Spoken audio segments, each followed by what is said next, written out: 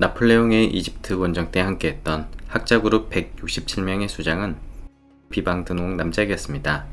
그는 학자이자 뛰어난 화가로 원정 이후에 루브르 박물관의 전신인 나폴레옹 박물관의 관장으로 활동했습니다. 1802년 원정 때 자료를 바탕으로 이집트 남부와 북부 여행기라는 책을 출간해 큰 인기를 얻었습니다. 책 첫 표지는 몸 전체가 모래에 묻혀있는 스핑크스 그림이 장식하고 있습니다. 1817년 영국 총영사 헨리 솔트는 이탈리아 탐험가 지오반니 카비글리아를 고용해 스핑크스를 덮고 있던 모래를 파내기로 결정합니다.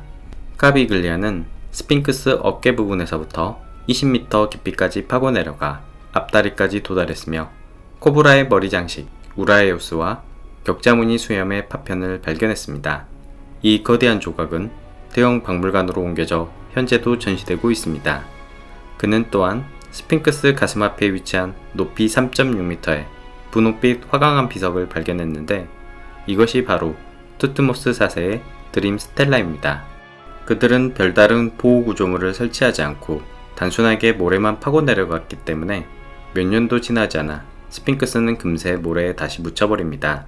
프랑스 고고학자 오기스트 마리에트는 카이로 박물관의 창시자이자 이집트 유물관리위원회 일대 수장으로 사카라 세라피움을 발굴했으며 이집트 유물 반출을 막기 위해 노력했던 훌륭한 고고학자였습니다.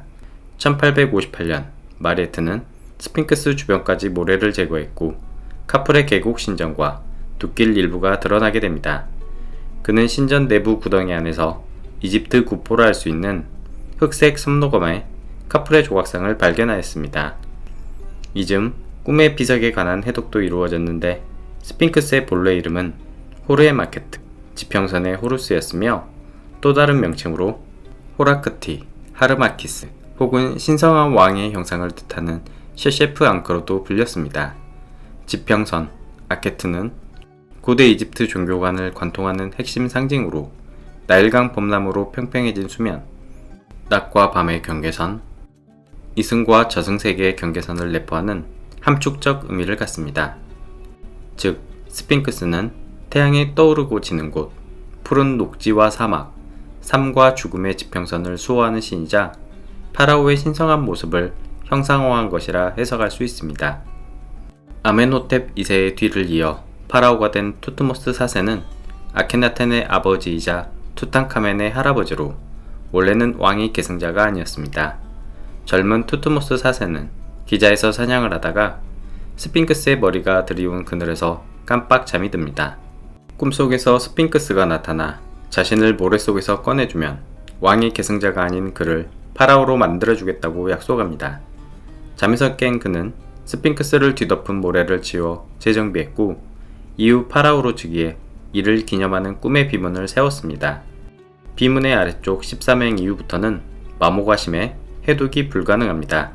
1930년 에밀 바라이즈는 또다시 스핑크스를 뒤덮은 모래의 제거 작업과 보수 작업을 시행했는데 특히 파괴가 심한 목 뒤편을 콘크리트로 보강하였습니다. 바라이즈는 스핑크스 신전을 새롭게 발견하였으며 카프레 계곡 신전이 아름다운 화강암으로 반듯하게 잘 정돈된 반면 스핑크스 신전은 대부분이 석회암 지층으로 만들어져 파괴가 심했습니다. 내부 구조는 태양 숭배 신앙을 표현하고 있으며 24개의 돌 기둥들은 24시간을 뜻하는 것으로 추측됩니다. 1937년 카이로 대학의 세림 하산 교수는 스핑크스 주변 전체 지역을 대대적으로 조사하고 보수 작업을 마무리하였습니다. 정수리에 커다란 균열과 구멍을 메꾸었고 심하게 파괴된 허리도 보강하였습니다. 몸통과 양발을 둘러싸고 있는 벽돌에 허물어진 곳도 새로운 석회암 벽돌로 깔끔하게 재건했으나 양발을 깁스로 덮어놓은 것처럼 어색하다는 악평을 받기도 합니다. 세리마사는 스핑크스 옆에 위치한 세 번째 신전을 발견하고 복구하였는데 그것은 투트모스 4세의 아버지 아멘호테프 2세가 건축한 것이었습니다. 투트모스 4세가 모래를 치우고 꿈의 비석을 세웠다고 기록했으나 실상은 그의 아버지 아멘호테프 2세 때부터 이미 스핑크스를 복원해 신전까지 세웠고 투트모스 4세는 마무리 작업을 한 것으로 파악됩니다. 당시에 아문신간들의 힘은 너무 막강해져 파라오의 권위를 위협하고 있었으며 강력한 왕권을 다시 세우기 위해 태양신 호루스의 상징으로 스핑크스를 복원하고 강조한 것으로 보입니다. 카를 렙시우스에 따르면 라호라크티 스핑크스는 태양의 빛과 융합되어 유일신 아텐 사상의 토대가 되었으며 아케나텐은 왕권 강화를 위해 종래 아문신을 버리고 유일신 아텐으로 종교개혁을 이끌었습니다. 아텐의 빗살로 축복을 받고 있는 아케나텐의 모습이 스핑크스로 표현되고 있는 것을 확인할 수 있습니다. 아멘호테프 2세 신전의 석회암 비문에 따르면 피라미드 건설자를 쿠프 카풀의 멘카우레로 명시하지 않고 스핑크스의 피라미드들로 표현합니다. 이 글귀 때문에 세림 하산 교수는 스핑크스가 피라미드보다 더 오래되었음을 암시한다고 주장했습니다. 세림 하산뿐만 아니라 오기스트 마리에트, 후임자 가스통 마스페로, 월리스 버지에 이르기까지 많은 고고학자들 또한 스핑크스가 고대 이집트에서 가장 오래된 건축물일 수도 있다고 추측했습니다. 학계의 정설은 스핑크스가 카풀의 피라미드 앞에 위치하며 계곡신전에서 카풀의 조각상이 발견되었기 때문에 당연히 카프레가 만든 것으로 잠정적 결론을 내리고 있으나 실상 직접적 기록의 증거는 없습니다. 계곡신전과 장지신전을 잇는 둑길은 빗각으로 자연스럽지 않으며 스핑크스를 피해서 만들어졌다는 인상을 지울 수 없습니다. 또한 스핑크스의 얼굴은 하악이 매우 돌출되어 카풀의 조각상과는 전혀 닮지 않았습니다. 스핑크스가 피라미드보다 기자에 앞서 존재하여 태양 숭배의 신성한 성소로 여겨졌기 때문에 피라미드를 기자에 세운 것으로 해석할 수도 있습니다. 스핑크스 건립 시기는 논쟁이 끊이지 않는 주제였으며 저 또한 스핑크스가 고왕국 이전에 건축되었다고 생각하는데 그 이유에 대해 말하고자 합니다. 먼저 끊임없이 스핑크스를 뒤덮는 모래의 근원은 무엇일까요? 고대에는 모래가 쌓이지 않는 장소였기 때문에 스핑크스가 만들어졌을 것입니다.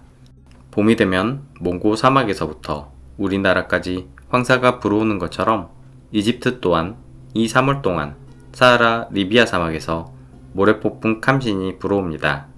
사하라 사막은 최근 100년간 10% 이상 더 넓어진 것으로 분석되었으며 사막의 확장은 전 지구적 문제이기도 합니다. 미국 MIT 데이비드 맥기 교수 연구팀은 서아프리카 연안 해저에 쌓인 24만 년 동안의 먼지 침전물을 분석해 사하라 지역이 2만 년을 주기로 건조와 수분 기후를 반복한 것을 확인했습니다. 이러한 주기는 여러 영향이 있지만 지구 자전축 변화 주기와 가장 밀접한 관련을 갖는다고 합니다. 신석기 농업혁명이 시작되었던 1만 년 전에는 사하라 사막은 온난 수변한 기후였으며 대한민국 10배 크기의 차드 호수, 콩고 호수가 존재했고 서쪽으로는 거대한 타만 라세트 강이 흘렀습니다. 나사의 인공위성 촬영 사진을 통해 모래 속에 묻힌 차드 호수와 타만 라세트 강의 흔적을 확인할 수 있습니다. 실제 사막 정중앙 지역인 알제리의 타실리에 나제르, 리비아의 타드라트 아카쿠스에는 기원전 1만 년에서부터 5천 년 전의 기간 동안 그려진 코끼리와 사자, 기린 사냥꾼의 안각화들이 발견됩니다. 심지어 바퀴가 달린 전차를 모는 안각화도 있습니다. 우연의 일치겠지만 태조 이방호는 조선 건국 10년 후인 1402년에 세계지도 혼일 강리 역대국 지도를 제작했는데 좌측 아프리카 대륙 안에 1만 년 전의 거드의 호수와 강들이 묘사되어 있다는 게 흥미롭습니다. 또한 위성 촬영을 통해 사하라 사막 모리타니 지역에서는 동심원의 리사토 구조가 찍혔는데 마치 그 모습이 플라톤이 묘사한 아틀란티스와 흡사하여 많은 화제와 관심을 불러일으키기도 했습니다.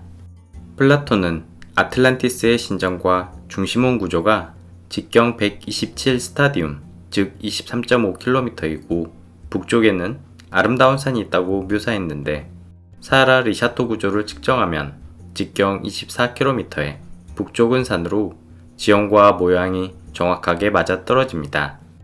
북부 아프리카 초원이 사막화되면서 사냥과 수렵으로 생활하던 고대인들은 생존을 위해 이동하기 시작했고 결국 사막의 오아시스인 나일강 유역에 정착하면서 인구가 급격하게 늘어납니다. 2006년 네이처지에 발표된 루돌프 쿠퍼의 나일강 유역 기후변화 연구에 따르면 기원전 5000년까지 수변한 기후를 유지했지만 이후부터 사막화가 급격하게 진행하는 것을 알 수 있습니다. 인구 분포 불균점이 고르게 퍼져 있었지만 기원전 5000년부터 나일강으로 밀집되는 뚜렷한 경향이 나타납니다. 이때부터 이집트 상류에서는 나카다 바다리, 이집트 하류에서는 메림데 마하디 파윰 테렐파르차 선사 문명이 비약적으로 발전했고 기원전 3500년에는 서낭조 도시 국가들이 발전해 서로의 세력을 경쟁하게 됩니다. 기자 지역 또한 수분 기후로 녹지를 유지하고 있었으나 선왕조 시대의 사막화가 시작됩니다. 즉 스핑크스는 기원전 3500년경 선왕조 시대에 만들어졌을 가능성이 가장 높다고 생각합니다. 아케트를 나타내는 쌍사자 상징은 선왕조 나카다 2기 고대 도시 네켄의 무덤 T100 벽화에서부터 이미 나타나고 있으며 이는 수메르 문명에서도 공통적으로 발견되는 왕의 상징입니다. 나일강 상류의 고대 중심 도시 네켄의 지명은 메의 도시, 호루스의 도시를 뜻합니다. 쌍사자와 중앙에 위치하는 태양의 신 조합은 스핑크스를 뜻하는 지평선의 호루스가 되며 이는 선왕조 시대부터 이미 시작된 종교적 상징인 것입니다.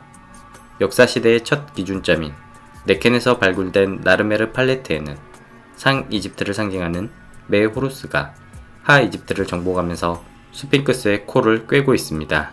즉 선왕조 시대부터 이미 하 이집트 상징으로 스핑크스가 존재했던 것은 아닐까요?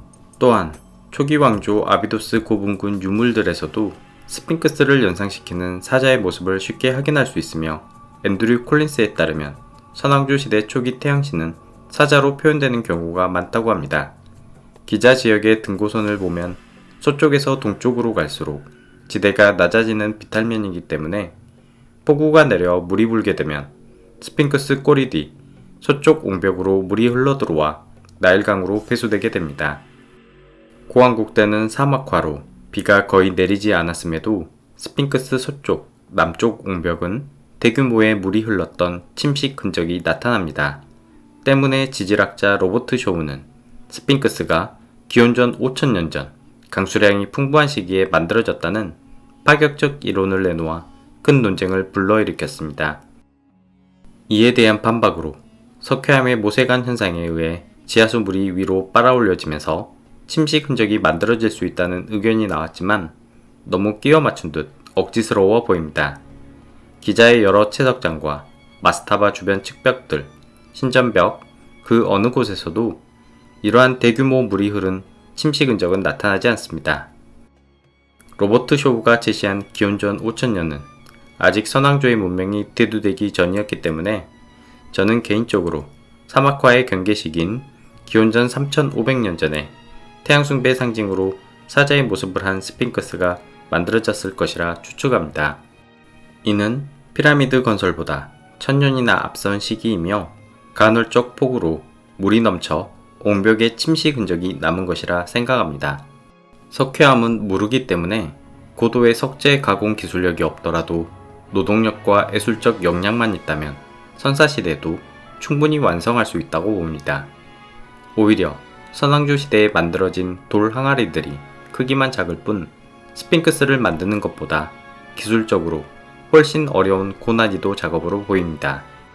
더 과감한 이론을 제시한 이도 있는데 초고대 문명설의 대부 그레이엄 행콕과 오리온 미스테리의 저자 로버트 바우얼입니다. 그들은 괴베클리 테페가 건설되던 기원전 1만 년 전에 스핑크스가 만들어졌다고 주장하는데 당시 춘분날 새벽 동쪽에서는 사자자리가 떠올랐으며 스핑크스 가슴의 돌출부는 사자자리 가슴의 가장 빛나는 별 네골라스를 표현한 것이라 주장합니다.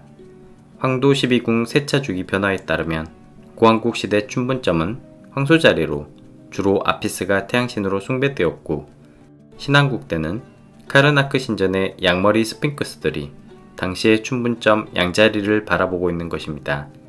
별자리 숭배는 고대 종교의 중요한 원리이므로 매력적 이론이긴 하지만 1만 년까지 거슬러 올라가는 이집트의 고대 유적이 아직 발견된 게 없어 그 근거는 빈약합니다. 2015년 핵물리학자 리리치스와 바피아두는 돌에 보존된 빛 에너지를 측정하는 기술, 표면 발광 연대 측정법을 이용해 계곡 신전 화강암과 스핑크스 신전 화강암 시루들을 검사했으며 기원전 3060년, 2740년, 3100년으로 측정되었습니다. 오차 범위가 500년으로 매우 크지만 피라미드보다 500년 이상 오래전에 만들어졌다는 결과를 나타내고 있습니다.